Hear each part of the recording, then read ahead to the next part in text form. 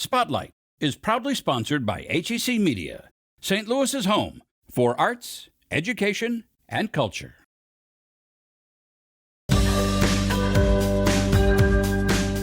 Apparently Bach bought it for his personal use. Music has such power to affect change and bring people together. We started feeling that sense of belonging.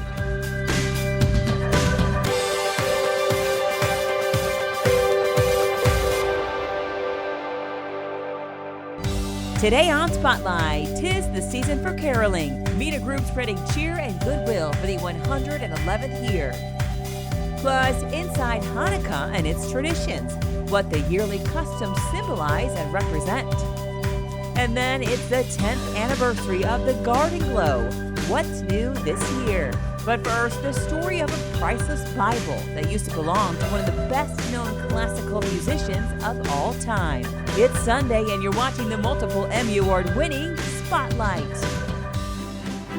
On the campus of Concordia Seminary in Clayton, in the Christine K. Hasse Memorial Library, back behind the Rare Book Reading Room, which is adjacent to the Rare Book Storage Room, is where you'll find this library's rarest book of all.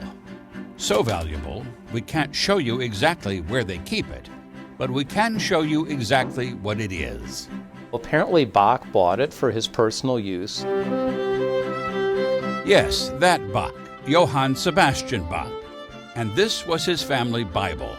And not just any Bible, but a 3-volume study Bible, published in German with commentary by Lutheran theologian Abraham Kalov. But it's not Kalov's commentary that makes this Bible priceless. The really fascinating thing about this Bible is it's not just Bach's signature on the title page. We have his marginal annotations and some fairly lengthy comments throughout.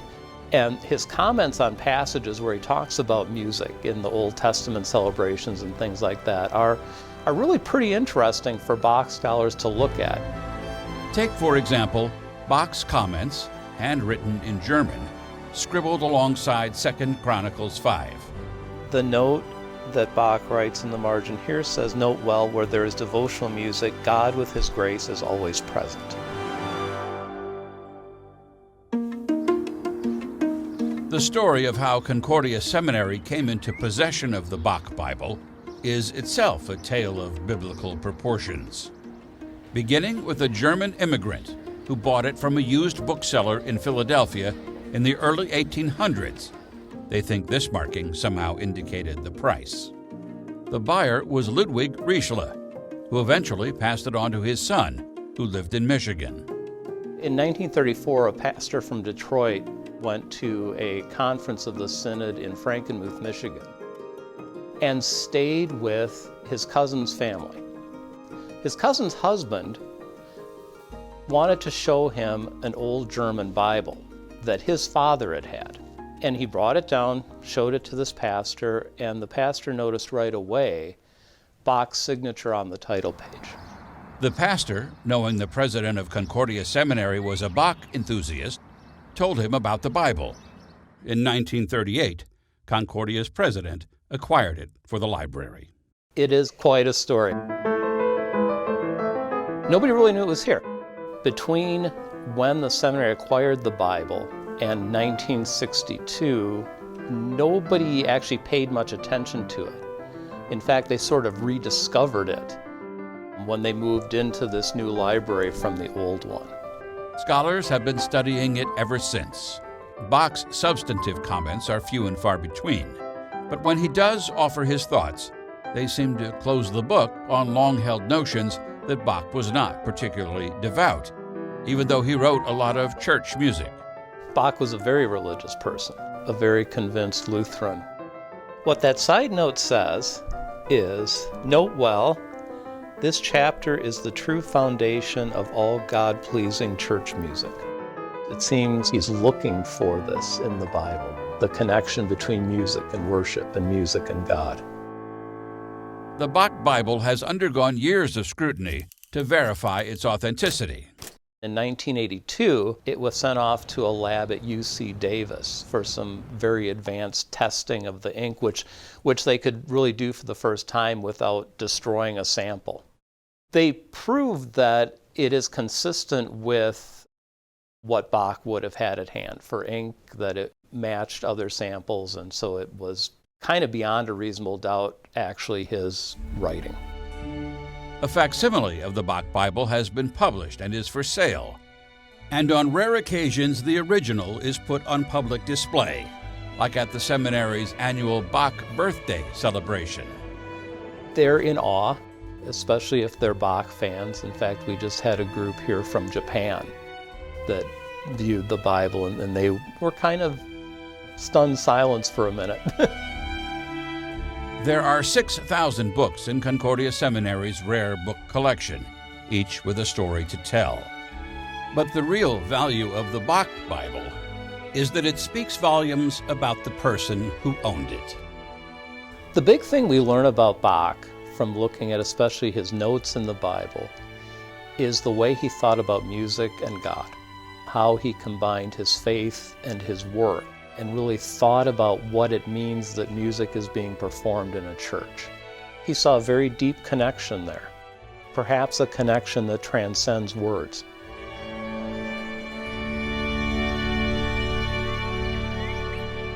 You can see the Bach Bible in person and hear a lecture from Maestro Leonard Slatkin at Concordia Seminary's Bach birthday celebration on Thursday, February 23rd at 4:30.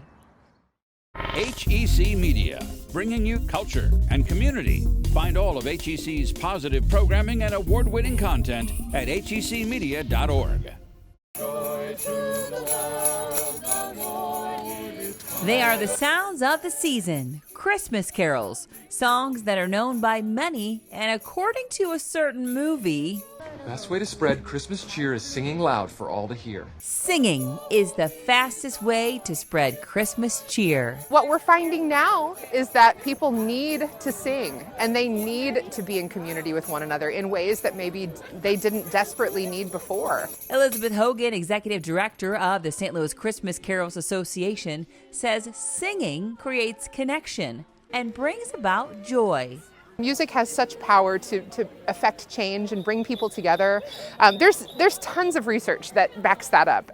And Elizabeth would know. Her group's been bringing the power of music to people all over St. Louis for over 100 years. The St. Louis Christmas Carols Association has been around in St. Louis for 111 years, and we are equipped to raise money for people in the St. Louis region who need it the most. That's kids in the St. Louis region. So we equip volunteer carolers to go out into the community and go caroling for a great cause. All the money that they collect, we grant back to nonprofits in the St. Louis region who are doing important work with kids.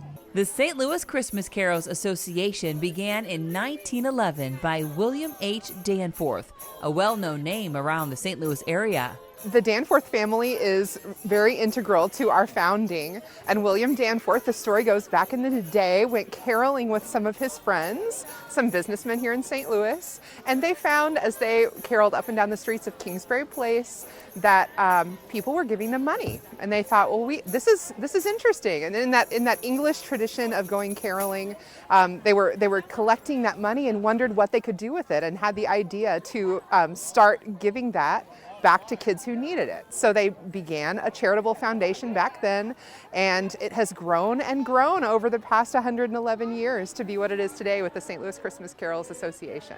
The Danforth family is still connected to the association.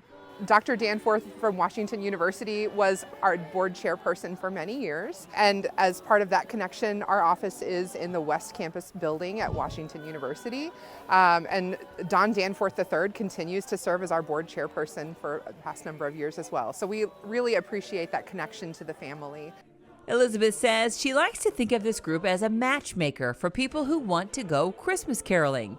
It all starts with a desire to help others. So there's a lot of ways that people can volunteer with us if they want to get involved. The first of those is that they could just be a person who wants to go out and go caroling. So they could get a group of people together.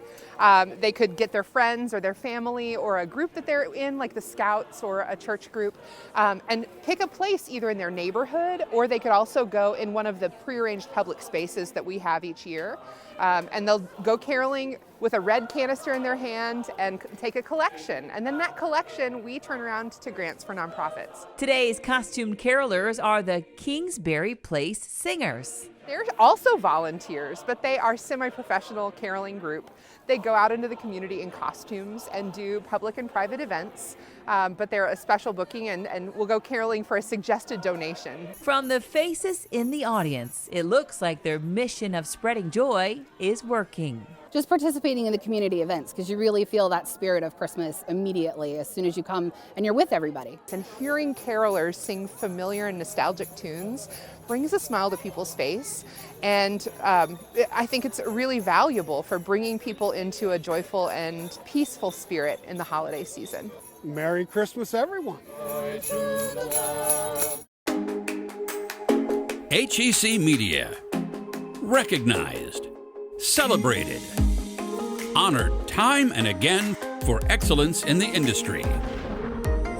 Mid-America Emmys, Tellys, Natoas, Auroras, and other awards. HEC Media has been bringing home the hardware for over a decade. Hundreds of nominations and wins, from regional to international levels. Arts and education to author talks, magazine shows and documentaries, individual craft achievements to overall excellence, plus so much more. And although doing good work is its own reward, recognition, well, it's nice too. See what all the fuss is about. Find all of the award-winning content at hecmedia.org.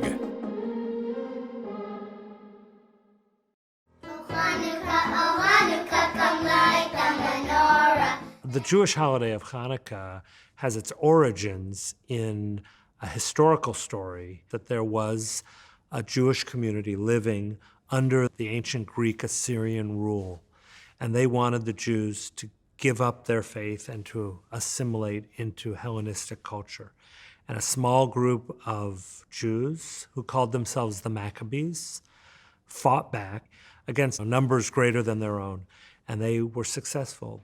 After the battle was won, the Maccabees went to the temple in Jerusalem to rededicate it and to rekindle the lamp that burns in every Jewish synagogue, known as the Eternal Light. When they arrived at the temple, they found it desecrated, with only enough oil to light the lamp for one day. Yet, the miracle that later was told was that oil that lasted for 8 days. And that's a beautiful story, but it's just a story that was told in order to keep this holiday vivid and real and alive. similar to the Maccabees in the Hanukkah story, the Nogan family did not have the privilege to celebrate their heritage openly. And so they decided to immigrate to the U.S. from Crimea in 1995. The decision to immigrate was not simple, of course, but being Jewish in the Soviet Union, that means that you are second-grade citizens, because religion was pretty much non-existent. We did not know about any Jewish holidays. Hanukkah was our first Jewish holiday that we encountered here. We started feeling that sense of belonging. It was a sense of tradition that we were always missing. Like all Jewish holidays, Hanukkah is celebrated with many traditions. The most ancient and most long-standing traditions of Hanukkah are the simplest: the lighting of the Hanukkah menorah and the telling of the story. Each day of Hanukkah, using the center candle, which is the helper candle, we use that candle each day to light an additional light of the menorah to remind us that the miracle lasted.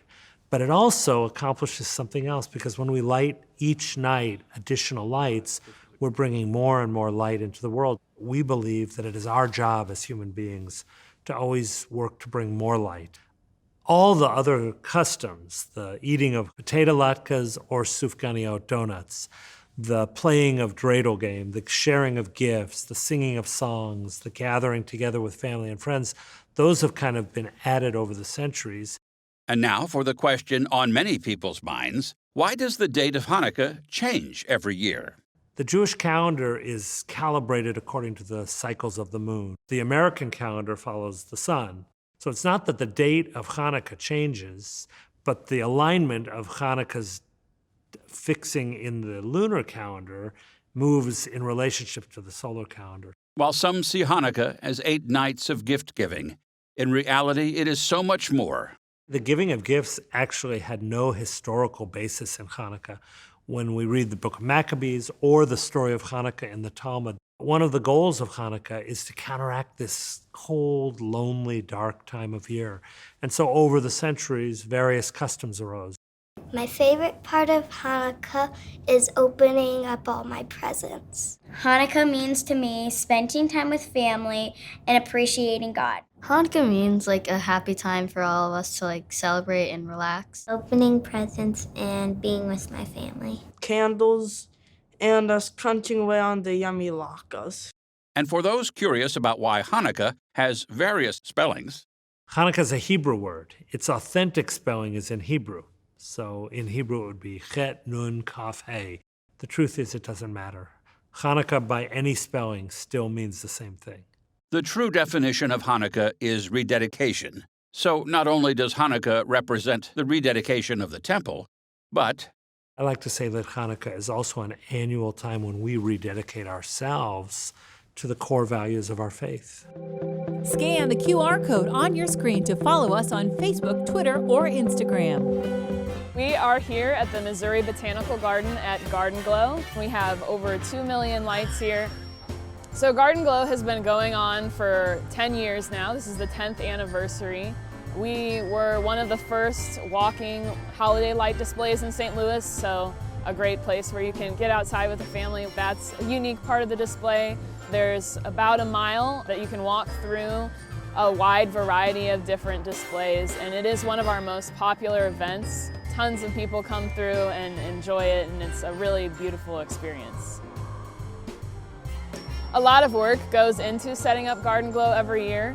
There are over 2 million lights here at Garden Glow, and it's actually a very small team that puts it up. It's mainly our events team and a handful of volunteers, which is about 6 people. It does seem like it sort of goes up very quickly, but in reality, they start in August. They work really hard to put on a great event for everybody this year, so definitely check it out. You'll see some old favorites and traditions, but there are 2 big new things this year. There's the central axis, which is the area in front of the Climatron. There's a brand new, beautiful show there with lights over the reflecting pools where the water lilies are in the summertime. But it creates this beautiful effect where it looks like there are way more lights than there are. And then for those who've been to Garden Glow in recent years, there's a projection show on Tower Grove House, but this year it's a brand new show on the house as well. So if you enjoy that, definitely check that out. This year you're bound to see some returning favorites like the Frosted Forest, where we have real cut Christmas trees that have holiday lights on them with the big blue large tree in the background there. That's a favorite. People love that tree.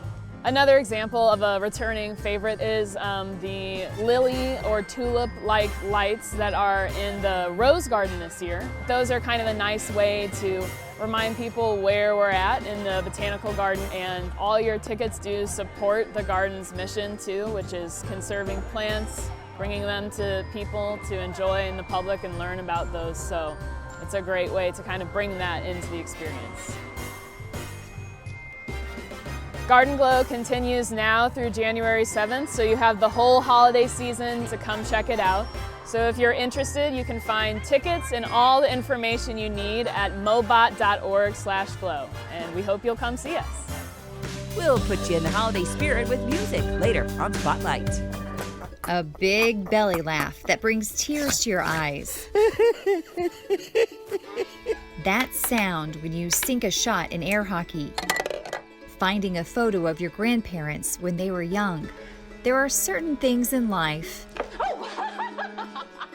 that just make us smile. You can't help it. If you really think about it, there's all of these sort of touchstones that we all have. Like if you're having a bad day, go listen to this song, go watch this movie, go read this book, think about this thing from a long time ago. One of my favorite things is like the pile of coats on top of the bed. It was just such a visceral memory for me as a child. As COVID-19 shut down the world, Todd Dowdy decided we all needed to be reminded and sometimes introduced to these joyful things, like the song by the Goat Rodeo Sessions that's been playing since the beginning of this video. So he started what he called Happy Making Things in a Difficult World on his Instagram feed. We were so isolated at that time, and then what would happen is just like people would add their own thoughts to it, and it was like, oh, I didn't think of that, or why didn't I think of that, or that's a good one. And it was sort of this communal experience in isolation, if that makes any sense. Today, those original Instagram lists are combined with mixtape suggestions, heartwarming essays, encouraging quotes, suggestions for things to do today, and more than 40 new happy-making entries to create Little Pieces of Hope, a book with more than 3,000 items to make you smile.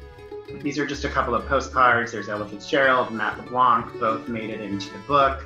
A self-proclaimed pack rat, Todd Dowdy talks about the inspirations for his book's content, including his Midwestern roots. I've got my shirt on. I went to SIU Carbondale. I don't think that I didn't dress up for this. It was a chosen, attire. I am a proud Saluki. What I hope now is that people can read this, they can start making their own lists, they can start listening to the playlist, they can pass along their little piece of hope to somebody else, just kind of get that little burst of happiness. How did Little Pieces of Hope begin? The WHO declared a global pandemic, and I, for some reason, just popped into my head that day, I'm going to make a list of happy-making things. I started thinking about things that have brought me joy in life. And that was everything from New York City to fat goldfish to Katharine Hepburn's entrance in The Lion in Winter. And it became this little short list of a bunch of different things. People seemed to respond really well. It was on my Instagram. And then the next day, I just kept going and going and going. And, here we are today. The essays in this book really get you thinking. I mean, I will be watching It's a Wonderful Life much differently than I have in the past. Thanks to an article you have about Mary Bailey. Everybody looks at that movie and you think like George is the hero. And to some extent, sure. But it's Mary, when you really start to watch it, that's kind of behind the scenes, sort of moving everything along, be it from, she's the one that places the call to Uncle Billy at the very end. She's the one that renovates the house. She's the one that saves the savings and loan. And I think we've all known somebody like that in our life. I even name a few people in my own life that have been like Mary Bailey. I think everybody has a Mary Bailey in their life, and I think that she's a pretty darn good role model. One of the things that I said at the very beginning is there may be things on the list that you don't know, that if we, discover them together, or there's, that moment that sparks you to take a look, that's an amazing connection between us. Conversely, if there are things on the list that you don't like, I even say, get out your pen, exit through, and add your own little piece of hope. Continue to be inspired by Little Pieces of Hope by following Todd on Instagram at Todd A. Dowdy. And to watch the full interview, just head to hecmedia.org. They are the best-selling authors and all of your favorite genres. For in-depth, one-on-one interviews, go to hecmedia.org. We are at the St. Louis Zoo. We're getting ready for our annual Wild Lights, which is our holiday lights display. Well, we have lots of displays. This event has grown through the years, and every year we add something new. One of the new displays is right behind me. This is a 40-foot Christmas tree that you can actually walk through. And then we have a whole area called Meet Me in St. Louis, which, as you can imagine, has all things St. Louis. Well, there are some favorites. I would say probably the biggest one that people really enjoy are our bigger than life-size giraffe family, and that's at our south entrance, and they're incredibly tall. It's a beautiful place to bring the family and stroll around, but there's lots of activities. We have crafts for the kids. They can write letters to Santa in our woodland workshop. We, of course, have holiday-themed foods, including s'mores that you can roast on the fire. Our 4D theater will be open and is featuring Rudolph the Red-Nosed Reindeer. If you bring a sweater, a festive sweater, you can actually get $5 off of our membership pass. And of course, the zoo is all about animals. So we will have our penguin and puff and coast will be open, as well as the insectarium. The zoo is a place that brings people together. So I hope when families come, they're just reminded that this is a safe place for the community. I just want them to go home happy, remembering that the zoo is their zoo. It's a place that's safe, and we're always here to serve the community. Wild Lights at the St. Louis Zoo runs till December 30th. Prices range from $11 to $16 depending on the date. Go to www.stlzoo.org.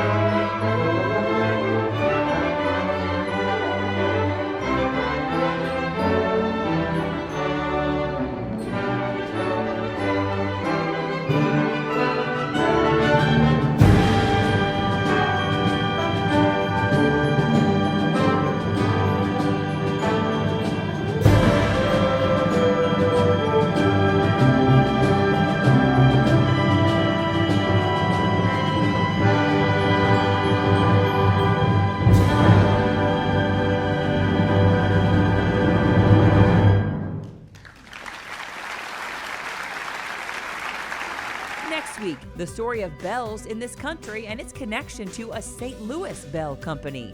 Plus, holiday music from the 442s.